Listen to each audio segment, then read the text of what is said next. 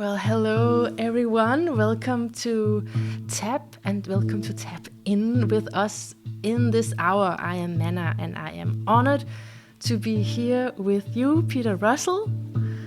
Welcome. Well, thank you. Lovely to be with you. Looking forward to this. Yes, I am so glad you're here. So, you are a writer and a speaker who focuses on mind, consciousness, perennial philosophy, the core truth of spiritual traditions, science, and environment. Yep. Sounds good. That's a good introduction, right? It's from Yep. your Facebook page, so I didn't make it up. Okay. But today we're going to speak about your latest book by the name Letting Go of Nothing. Relax your Yeah. mind and discover the wonder of your true nature. First, I want to ask you, in the book you say, and I mean, some listeners is going to say that's not controversial at all, but I still really want to hear your argument for it, that you say that we are in the midst of a spiritual renaissance. Yes. And again, I've heard that before, but what does that mean? What does it imply? How do you see that? Right. Um, I see it as a whole new re-evaluation of spirituality, which really began, I think, back in the 60s. And for me, it began back there as well. I mean, there's always been spirituality, but it's largely been sort of within the context of a particular religion, not always, but largely. And what I became interested in is what is the underlying theme of all the great religions. And I think what happened come the 60s is people started looking at Eastern religions, which before then, religious studies was mainly about sort of Christianity, Islam, and Judaism. And then it started expanding into the Orient. And back then, it was very, very small. I'd go into my local bookstore in Cambridge and there'd be a shelf at this butt wide, which was other than traditional religion, a few books. Now you go into any bookstore in any small town and you'll find bookstores devoted to this broad area of spirituality, everything from meditation to yoga to psychic readings to whatever. And the point is that we're all learning from each other. So, I write books, people read those, and I read other people's books. I listen to lectures. That becomes, important stuff for me that I then share. We are all learning from each other. And when you do that, you always have an exponential like growth. Things grow faster and faster and faster. And we've moved now beyond books to, videos, audios, internet, online courses, all of this. And so it's now become mainstream, but it's mainstream in this way that it's not a particular religion has become mainstream, it's the underlying aspects of religion, which I call spirituality, that has become mainstream. And this, I don't think, was ever possible any time before in history. I mean, a few hundred years ago, all you had was your local priest, or possibly, if you're lucky, some wise person in the community. That's all there was. We never had the technology, the availability to take the essence of the spiritual wisdom globally to many, many people. And so, what we're also having now is many, you could call them awakened, enlightened people teaching. So, we don't have to go back and read what Swami so and so said 200 years ago. We can go online and listen to awaken people as to what it's all about. And that has never happened before. So that's what I mean by the spiritual renaissance. It's a renaissance deep into the essence of spirituality, which has never been possible before. Right. Yeah, that makes sense. And I feel you. There are so many good YouTube videos and information out there on the different topics. So you're saying it's from the sheer availability, there's a spiritual renaissance. If I should be a little bit skeptical, and I don't know why I want to do that, but it just popped up in my mind, so I'm going to ask you, because then there's a lot of things that's more available now just because of the technology. How can we know that this is actually gonna change things and changing our consciousness more in a collective way? If Mhm. that is what you're saying, I'm not sure if that's what you are meaning by it. Well, what I'm saying first of all is the interest Yeah. in spirituality is worldwide, and and more people. It now makes, the front cover of things like Time magazine and things. It's becoming mainstream, which was never possible before. Then how that affects us is, well, first of all, it's going to affect us as individuals in many different ways. But hopefully, I think it allows us to become more centered in ourselves, more at peace. We begin to let go of some of the ego that drives us. So ultimately, we start becoming happier, more compassionate beings. It's different for everybody. Some people, not much at all. Other people, deep, profound changes. And then, in terms of how that feeds back into the world, I think in our interaction. I mean, if you have so many things in the world today are, governed ultimately by ego and fear, deep down. What would the world be like if there was, people responding less from ego, but more from their deeper inner knowing, and more from a loving place? I think as that happens, the world become a very different place the more that happens. I guess so. Also, in your lifespan, you've seen this change Yes. quite markedly, right? I mean, for me, it's difficult to say because I've been in a religion for many years, and then I went out of that, and then I had some years without anything, and then I got into yoga and I had my own experience. So I'm not even sure about the rest of the world, you see. But you've been in this field, and are you a long time meditator and all of that? Oh yes, that's Yeah. what really started me off was meditation. I learned TM back in the 60s, and until that time I'd had no interest. I was a scientist, mathematician. Religion for me was just a load of outdated mumbo jumbo mythology and stories. And I still think a lot of it is that, actually. But I realized after I started meditating, I went to India and studied it much more deeply. That's when I realized there was something to spirituality, but it got dressed up in all these different languages and forms and traditions. And that's what interested me in what was it.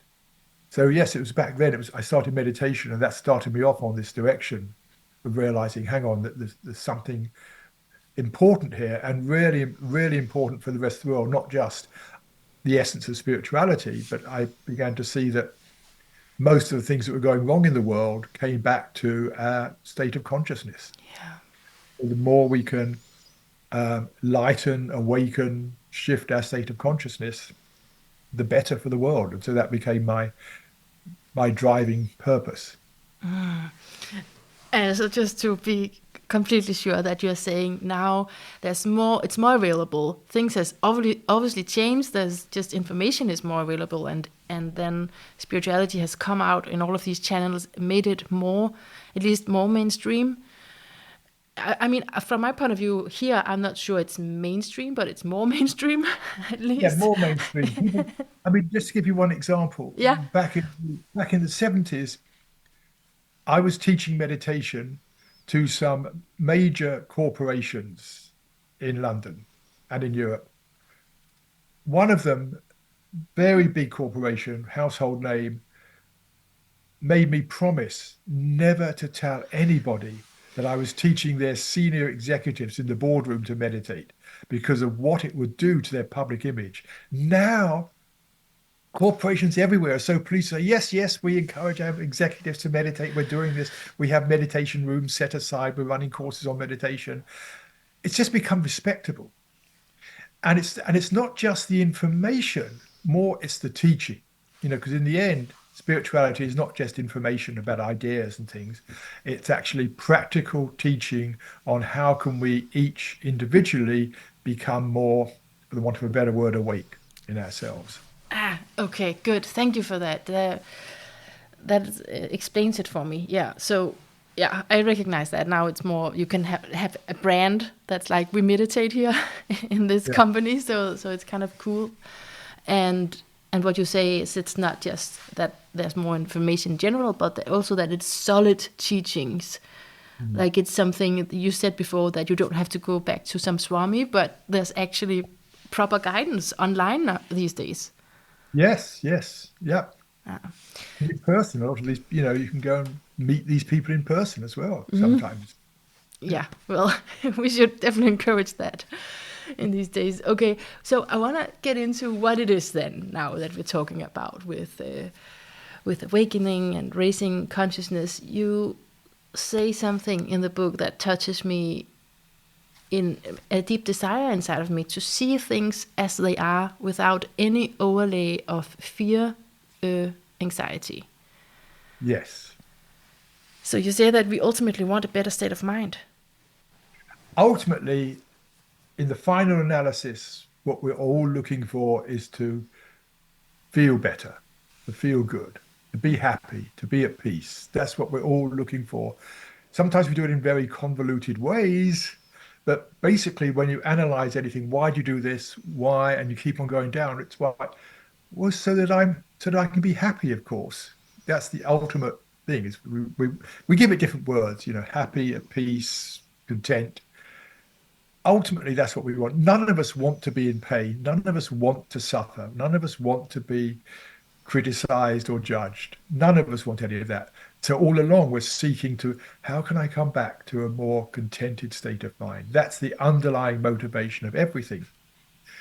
What happens in today's world is, and I think in most worlds in the past as well, most societies, we are conditioned into the thought system that if you just do this, get this, buy this thing, whatever it is, not have this in your life, you will be happy. And so our whole culture, when you look at it, is geared towards how to be happy, but in the external world.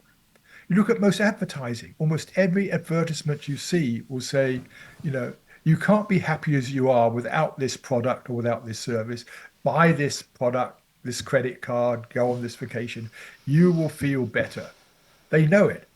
But the problem is that looking for happiness in the outside world, in material things, is any happiness you get is temporary. You buy a new jacket or something, and it's great for a little while, and then that excitement has worn off, and you're back looking for something else.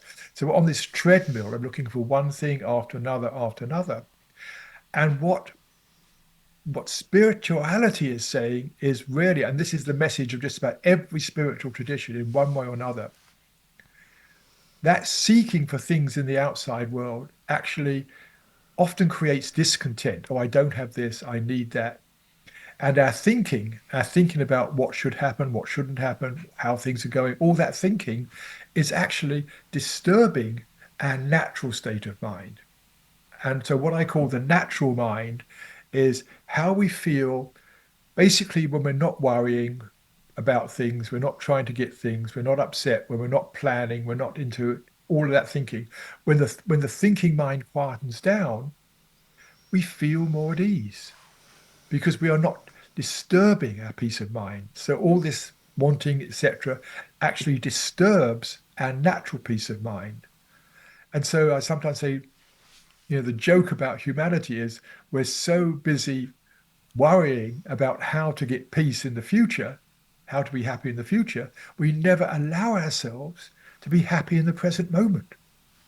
And that is what I think all the spiritual traditions are saying. It's like what we're looking for is right here inside us. It's right here. We don't have to get it through doing or having the right things. It's right here inside us. All we have to do is stop all that wanting, trying, planning to get the world right. Was this an insight you came to when you were, well, back in the 60s, as you were mentioning as well? Or is it now? And what I'm getting at is, does that become easier by age?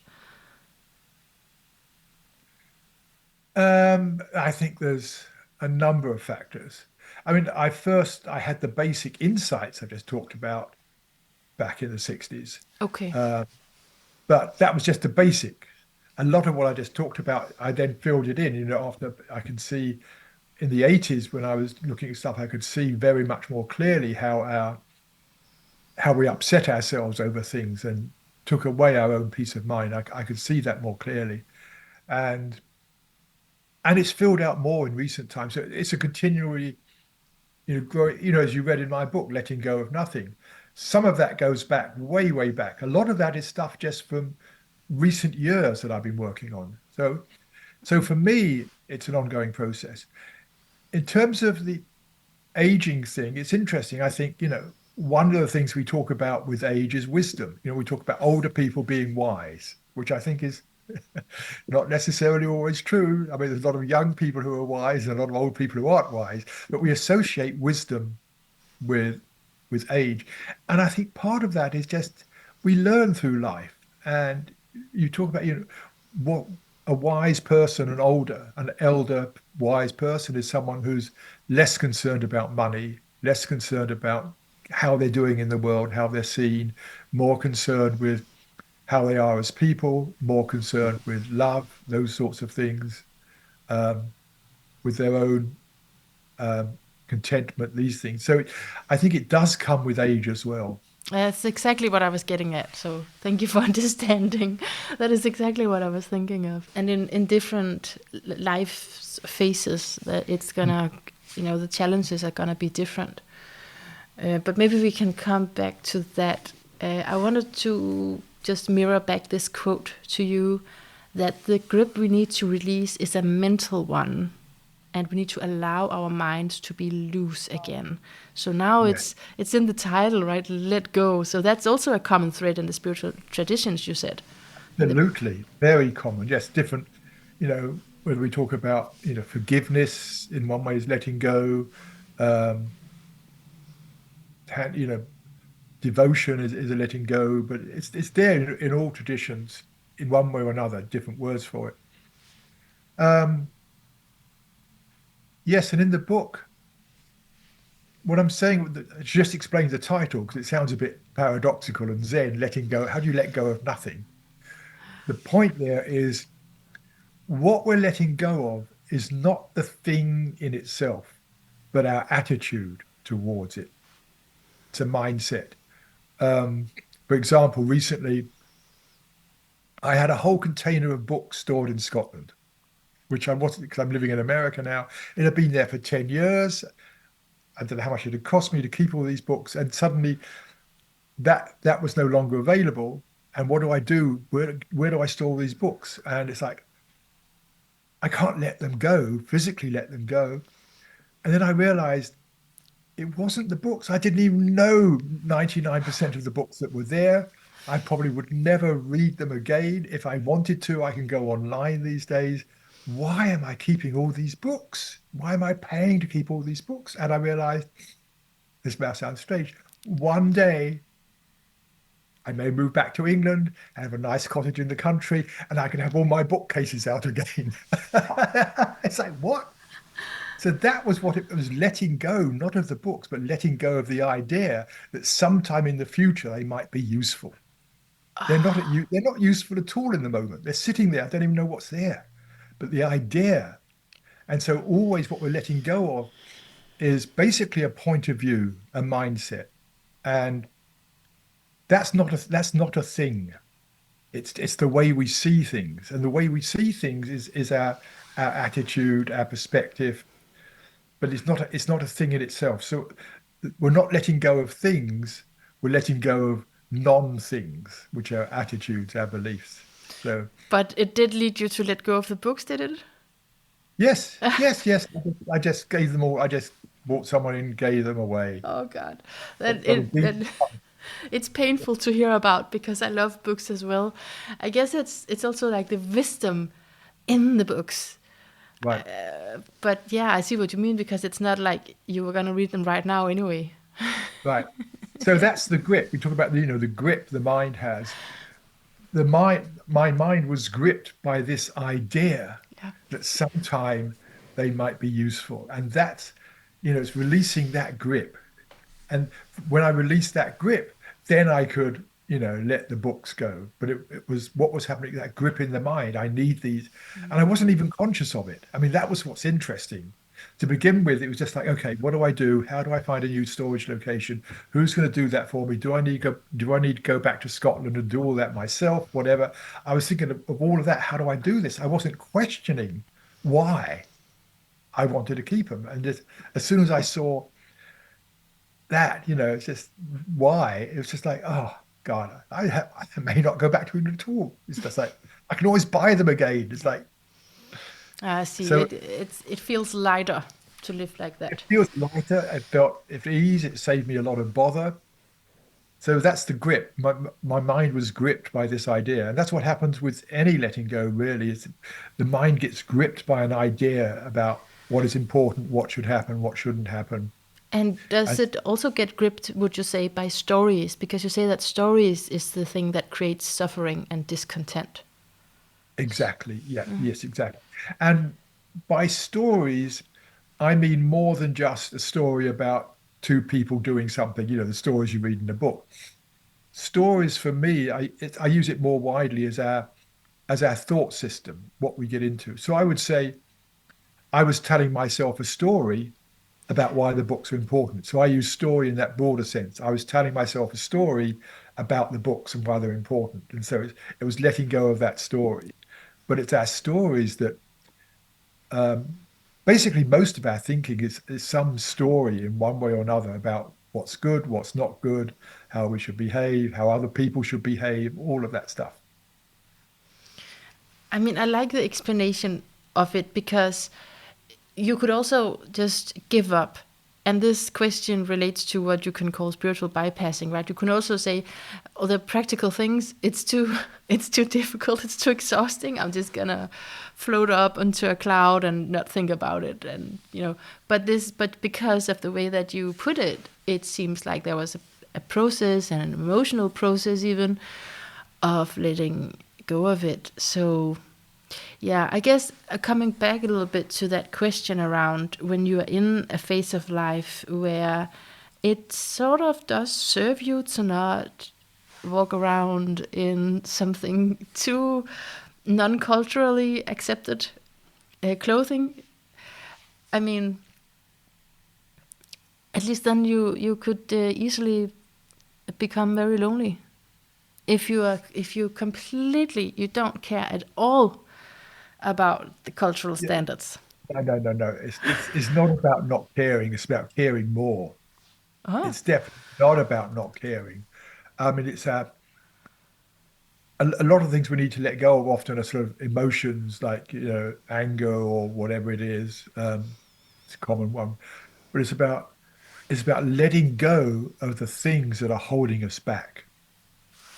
So as I said, a lot of our time, we're so busy thinking about how to be at peace in the future, we're not at peace in the moment. If we're at peace in the moment, then we're much better able to see how to act. We can see what's needed. We can see what our friends need more than what I think I need. So it doesn't mean we become placid or things like that. To me, it means the opposite. We become free to really be, to respond to the situation, to be a more active member of community and to look after ourselves better. So it's definitely not about withdrawing from the world, letting go. It's about letting go of the things that are preventing us from really using our full potential. okay, okay, yeah, okay. I think okay. So it's not about uh, com- what did you say, complacency or something? Uh, Yeah, being complacent. Yes. complacent, yeah. But but then if I mean, I struggle with this because I feel like there's a part of me that just wants to only care about what's important. But then I do feel if I'm not a little bit adaptable, if I don't kind of try to wear something that's acceptable of I'm talking about clothes really. I'm talking about it's not natural for me. I don't I don't look fancy naturally. Some people do that instinctively. I don't. And so but I feel if I don't accommodate the culture a little bit, I'm gonna be too. They're not even gonna be able to hear me. We're not gonna be able to connect. I think that, that's we have lots of these, personal situations, decisions in which we find our own way, we find our balance, what is right for us.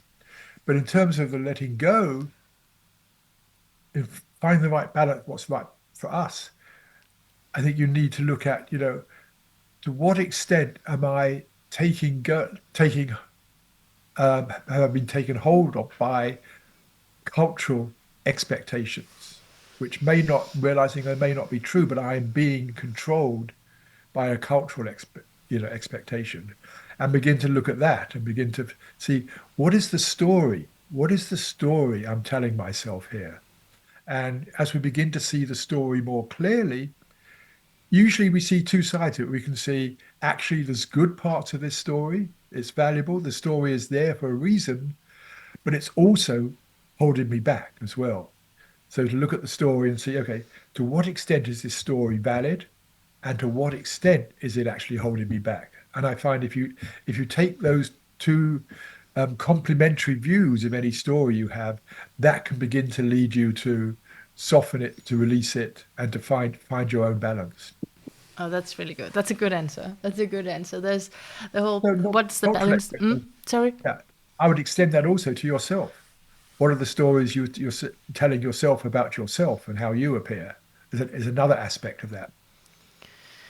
Yeah, and how much the culturally, what did you say, the acceptance of the culture, how much that is controlling Yeah. how I Yes. am. Yeah, because ultimately we want to let go of. I mean, I should find your quotes instead of making it up. But I feel I remember something about letting go of, well, what we identify as, right? Yes. Letting go of, yes, that's a big one. Our sense of self, Yeah, or often called our ego. We use ego in different ways, but I mean, the first set, our identity. yeah, If you ask most people, there's an exercise you can do. Who are you? It's interesting. The first thing people say is their name. You ask me, who are you? I'm Peter Russell. It's like, no, that's a name I have. I could change my name, whatever. It's like, that's no big deal. That's just the name I'm known by. It's like, and I've been known by that since as far back as I know. What else? Oh, I am a writer. No, that's just what I do, what I have done. I am whatever it is. I was a physicist. Or you could go on probably for a day and list 1,000 things that you identify with. And the problem with that is any of those things, if you now say, well, I really didn't like your recent book, it's full of this, blah, blah, blah, then my identity feels threatened. And I have to sort of reinforce it and come back and say, well, did you read it properly or whatever? So we can get hung up on our identity. The spiritual quest there is what do we mean by I? When I say I have the name Peter Russell, I have been an author, I like this, I don't. What does the word I refer to? Because the word I doesn't refer to my name. What does it refer to when I say I like this, or I have this name? That's the spiritual quest into what we actually mean by I. What does the word I refer to? And what you'll find time and time again in just about every tradition who explores this, they say there is no simple answer. You don't, there's no separate self inside. But when you explore that question, you begin to get in touch with your own beingness, your own, what they call often true nature. that's. I was This, just thinking about the title again, right? The wonder of your true nature. Yeah, yes, exactly. And it's something I wouldn't even say discover, something you realize something that's been there all along. That sense of I has been there all through my life, and I've done many different things. I have done many different things, but that sense of I is the same sense of I that was there 10 years ago, back in my childhood. That never changes, that sense of I. And it isn't something we discover, it's something that's there, but it's veiled, it's covered up. by all the other stuff we do, all the thinking, the planning, the activity, our being absorbed by the outside world in so many different ways, we don't notice that sense of I that's always there. And so that's why things like, meditation, quietening the mind, I think are so common in many traditions. They're ways of stepping back from that almost incessant thinking, storytelling we have about ourselves and the world. And then we just go, and when you step back, like, here I am. Here I am. Here is the world. Here is the tree outside my window. Here I am. Here is the present moment. I am here in the present moment. But the I that is here in the present moment is just this sense of being. It's like we recognize it as soon as we, step back. It's like, oh yes, here, here I am. And so let's say you're in that blissful state, and then you have to go get a job. I mean, Yeah. is it not for a good reason that we have these attachments? Because then that can channel some passion into our work. Yes, we have to be careful. Yeah. It's great to have passion, really valuable to have passion, almost essential. And and that comes from what really deep inside what moves us. The thing about an attachment is slightly different. An attachment means I've got to have this. It becomes like something that I can't let go of. So um, one may have an attachment to doing a certain sort of, good work in the world. Maybe it's some working for some voluntary organization. Let's just say, for example, Yeah. wonderful, wonderful to have a passion to do that. An attachment means that if you can't do it, you're going to be upset, or if something goes wrong with it, you're going to be upset. We get upset when we can't fulfill our attachments. So our attachments, it's like we're stuck to them. That's why they're called attachments. We are stuck to them. And so it's great to have passions, but not to be so stuck to them that they start getting in the way of our own, living our lives fully. Okay, that's good, because then that opens the door for something I didn't know existed, that you can have passion without that. What did you call it before? That incessant, I think you said incessant storytelling. But Yes. I'm just thinking I'm feeling what I care about, what I'm passionate about. I'm definitely identify with it, because I do get upset if I cannot transmit it to the world. And I'm thinking there's something about that I need to take care of myself. But then there's also a function to it, because if you care so much, then it might actually get out into the world at some point. And that's wonderful. And that's wonderful. And follow that and everything. And those times where it's not working out, there's no need to get upset about it. Yeah. That's the point. When it's not working out, it's like, okay, I need to recalibrate here. I need to rethink my approach. Perhaps there's other ways, other opportunities, whatever it is. But it's the being upset that gets in our way. And that's what we need to let go of, is the upset when our attachments aren't fulfilled. I'm really happy for this clarification. Really. Yeah. Yeah, because I think implicitly you would tend to get upset when you care so much, but then you say, okay, then that's your self work you have to go through, how to not let that go in. It's because it's attached to an identity, right? So it's not solely on the work, it's attached to, but that's who I am, and if I don't have that, then Who are you? Yes. And yeah. this is exactly the point. If we don't know this deeper sense of self, then we're continually run, controlled by our identity self. And how do we maintain that identity self and what that identity self should do? If at the same time we can touch into this deeper being sense of self, then we've got an inner stability there. It's like we're anchored inside, so that we can then, I think, make better choices about how to move in the world. So we're less controlled by the identity self. And I think all of this just means we can begin to act more effectively in the world and more compassionately, less from our ego. Yeah. No, that is really good. I'm feeling there's work to be done there for myself. Okay, so a couple of last questions. Did we touch upon? No, I don't think we talked about this. Where does inner contentment and lasting satisfaction come from? Is there such a thing as lasting satisfaction? I don't know. I think I have it from your book, but I I may have put the words together. I think most satisfactions are temporary. I think, you see, I always like to go back to the root meanings of words. Yeah. Satisfaction, the Latin comes from the Latin. Satis is enough. Enough has been made. Enough has been done. Faccio is to make, to do. So satisfaction is I have done enough. So whatever it is, it's coming back to, buying some clothes or something. The satisfaction comes, I have done that. I have bought this new piece of clothing. I have done enough for that particular need. But I say that can wear off.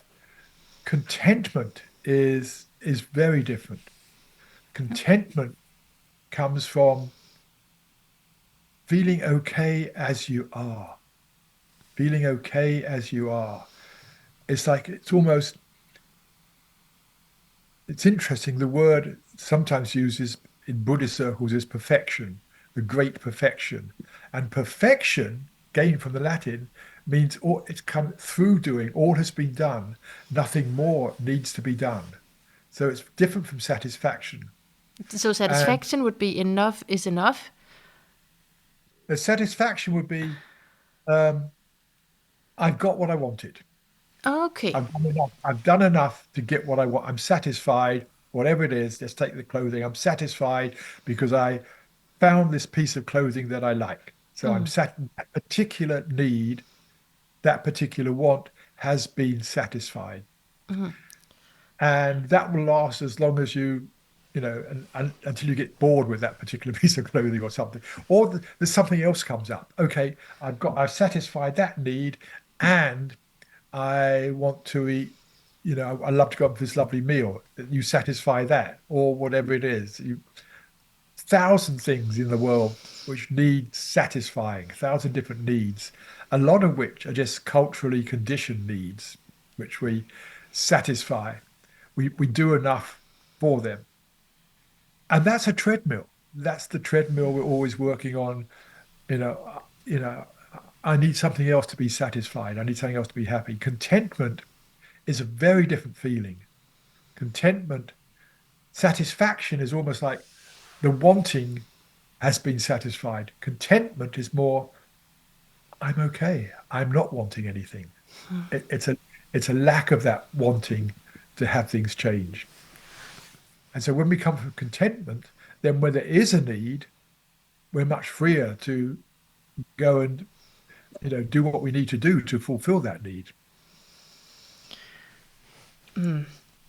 Okay. And can you just say again what perfection was? What did Oh, that? perfection means, I mean, it means nothing more needs to be done, basically. So if you say something is perfect, this piece of, I was making this clay pot and it is perfect. Perfect means there's nothing more that needs to be done to it. Nothing more that needs to be done. It's perfect. It's done. And that is what the inner contentment is a state of perfection in the sense there's nothing more that needs to be added. So imagine you're in this state where you're feeling at peace. You're just here I am. It's like the contentment is such that I don't actually need anything in this state. So nothing more needs to be done. In that sense, the word perfection can be applied to it. It is, I am home. We said earlier, what we're looking for is how to be at peace, whatever it is, contentment, enjoyment. That's what we're looking for. When we have that, when we connect with that inside ourselves, then we're there. Anything we try to do will just spoil it. So This. that's why I say perfection as opposed to they both come from the Latin root, same Latin root, but they're very different. Okay. Oh, it's really good. Yeah, I think I did mix up your words there, trying to put lasting in front of satisfaction. Um, and yeah, okay, I'm just getting realizations. That's the best, right, when that happens. But I'm getting the feeling that sometimes I've been seeing myself on this journey to become trying to adapt a little bit more to the culture because just of my upbringing I've not been that, but actually maybe there's a rewiring of the spiritual understandings inside of me, like a reschooling needs to happen on the inside more than a journey to come more into the world. uh, are you following me? Am I speaking too much to myself here? No, just to say a bit more. No, just because of my own journey of being in a religion and then leaving that and then going into society and wanting to I guess I mean I'm spiritual and I think I make the same differentiation like you do between religion and spirituality, where it's not organized in that way and it's much more eclectic, and uh, and so I have that. But then I've just been thinking that I needed to integrate more into society. But speaking with you, I'm just getting the idea that maybe there's also an inner reschooling going on here that is so it's less about reintegrating into societal norms and more about finding some real spiritual truth there, something that I really feel is resonates with my true nature, if you will. Exactly, exactly. Yeah. About, yeah, again, it comes back to what we were talking about before, just seeing how much you are being conditioned by social expectations and getting in touch with what is your own deeper passion, movement, your deeper sense of you and where you want to go. Yeah. And I think for most people, that's a continual exploration. There's no simple answers to that, but just encourage you and anybody to just be aware of how much we are conditioned by what other people think of us. I mean, I know I have that, and it's a continual thing. I have to keep on checking that. I see myself, oh, once again, I'm caught up in that one of what will other people think of me? And just like, okay, I can see where that comes from.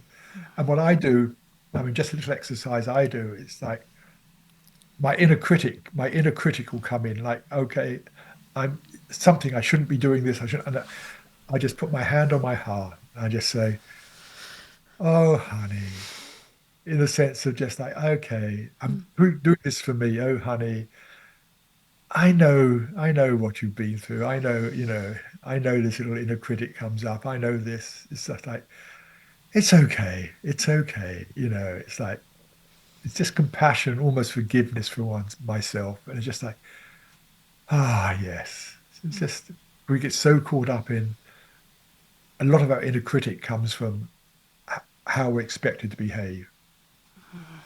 So I That's just find it's really simple, but really useful. It just brings me back to me. It's like, and brings me back to me with all my stuff and my challenges, my hardships, my expectations, all of that. It's just like, oh, honey, here you are. And yes, I feel for you. I feel for you. That reminds me of a quote from your book that when we resist a feeling, two things are present: the feeling being resisted and the resistance itself. And Yes, and so what I'm hearing you say is having compassion for that pattern that comes up again. yes, yes, exactly, exactly. Yeah. And the thing about resistance is, and I found this a very important thing. So supposing we're feeling frustrated about something, something's not quite working out, we're feeling frustrated. What we tend to do with uncomfortable feelings is we don't want them.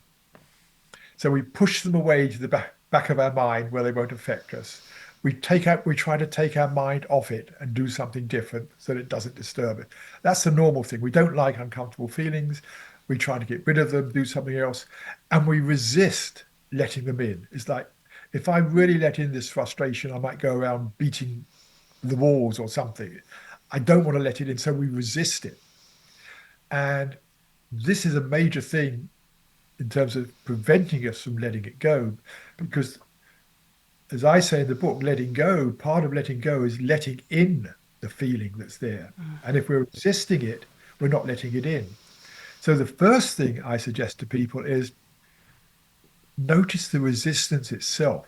Let in the resistance, by which I mean, if you're resisting the feeling of frustration or whatever it is, actually pause and notice how it feels in your body to be resisting it, because that is there. So you feel, you notice the resistance. And as you notice it, and it's almost it happens time and time again, when you notice something, it begins to soften and fade. So when you notice the resistance you're having to that frustration, it begins to fade, and then you can begin to become aware of the actual feeling of the frustration. And as you become aware of that, it's like, oh, what's happening in my body? There's always something going on in the body. With any feeling, there's something going on in the body. And so as you allow that in, then you'll find the frustration sometimes begins to dissolve, or you'll see things about it. But I'm a firm believer in letting things in, letting things in. That's why I reframe letting go as let in and let be. Let it in, notice what is there, and don't try to change it. Just let it be. And things often just change sort of magically almost. Yeah, from being witnessed as well, like you said, Yes, just yes, yeah, being aware of yeah, it. yeah. Okay, I'm aware of time, and okay, so I just wanted to say a little bit about your astrology. Okay, Just a little bit. okay. Okay, because I found it so beautiful. You have your south node in Sagittarius, and the south node, I mean, it always depends on which tradition of astrology we're talking about, but just the line that I'm following sees it as the past lives. So that's something that you're very familiar with and that you're bringing into this life. And for you, that is a lot of wisdom, a lot of study, and a lot of different cultures and traditions, which means now you come into this life understanding, at least having the yearning for understanding the bigger picture and being attuned to the eternal wisdom. And then, because you also have a Gemini signature, that's obviously your north node to people who speak astrology, but there's also both Venus and Uranus there in Gemini. Because of that, then you've learned to adapt that knowledge to something that others can receive, actually, because otherwise it could just be something that you understood.